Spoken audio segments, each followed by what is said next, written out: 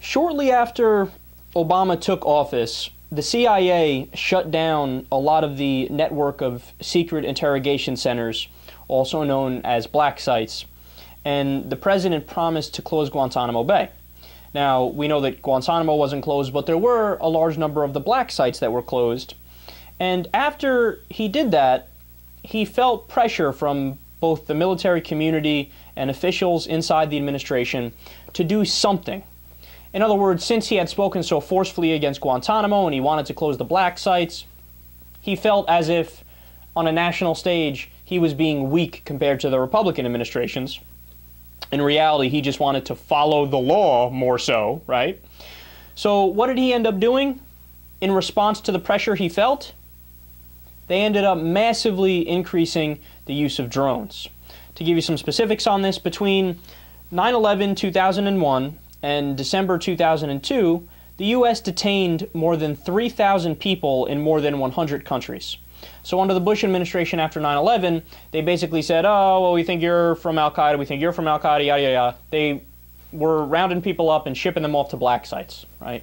Now, of course, that's illegal, that's not allowed, that's wrong, you need to have evidence, right? But either way, that's what they ended up doing. Then there was a public outcry, and it became clear that there may be criminal charges against our CIA operatives for their use of torture and their use of the black sites. And then something interesting happened. There was a full shift to drone strikes instead of locking all these people up who the administration or intelligence officials thought were terrorists. The most telling quote in the article about this, quote, "The shift to drones was made for legal and political reasons, despite significant moral concerns and the potential for abuse."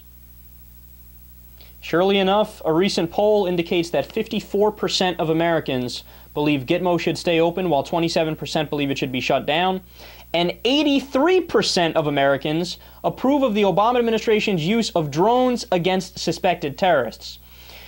So in other words, because of the public pressure to not do indefinite detention, to not do torturing, the Bush administration and then the Obama administration said, okay, so we'll just kill him instead. Man, that is scary. In the words of John Bellinger, who is the lawyer who drafted the legal framework for drones under Bush, quote, "The administration has decided they don't want to do detention because the Bush administration got into trouble with detention, so now they're just going to kill people."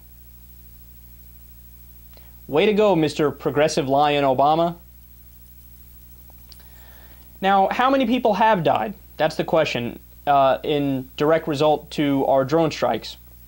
Well, between 2004 and now, in Pakistan alone, there's been 368 CIA drone strikes that have killed a total of 2,541 to 3,533 people, according to the Bureau of Investigative Journalism.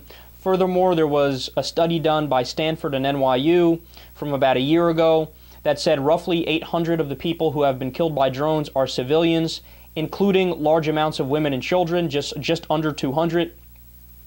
And by the way, that number has since gone up.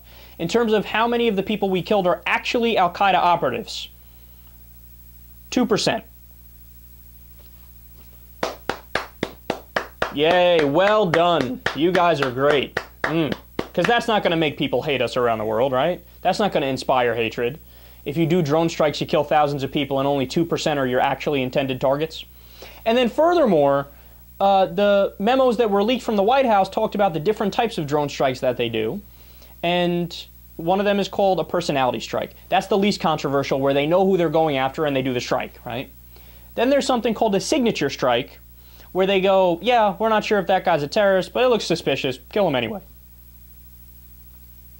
And then there's what's called a double tap, where they attack with the drones, and then they circle around and kill whoever's helping the people who might be alive. Now, they don't view that as, oh, they're killing the Good Samaritans. They rationalize that, and they say, oh, no, well, since the people we killed, we think were maybe kind of, I don't know, terrorists, then the people who are helping them, obviously they are terrorists or terrorist sympathizers. absolute crazy, man. Look, here's the thing. In terms of the legality of both of those things, yeah, just like the black sites are illegal, not only under international law, but under U.S. law, just like torture is obviously illegal, not only under international law, but under U.S. law. I mean, it's unconstitutional. The Eighth Amendment protects against cruel and unusual punishment. Torture isn't cruel and unusual punishment. I mean, come on, it's silly, right? But also, it's not like drone strikes are not illegal. No, they are a clear violation of how much time you got. I don't even know how many different laws they break. I'm guessing over 50 different laws. Are you kidding me? Between international laws, the Geneva Conventions, the Nuremberg Tribunals, the fact that you need a declaration of war to do acts like that under the Constitution of the United States, but they don't care, we'll just attack in Pakistan and Yemen and wherever we deem necessary. The fact that they're doing it without proving in a court of law they're getting the right people, and by the way, they're not getting the right people. I mean, it's pathetic. And this is supposed to be the Democratic Progressive Administration.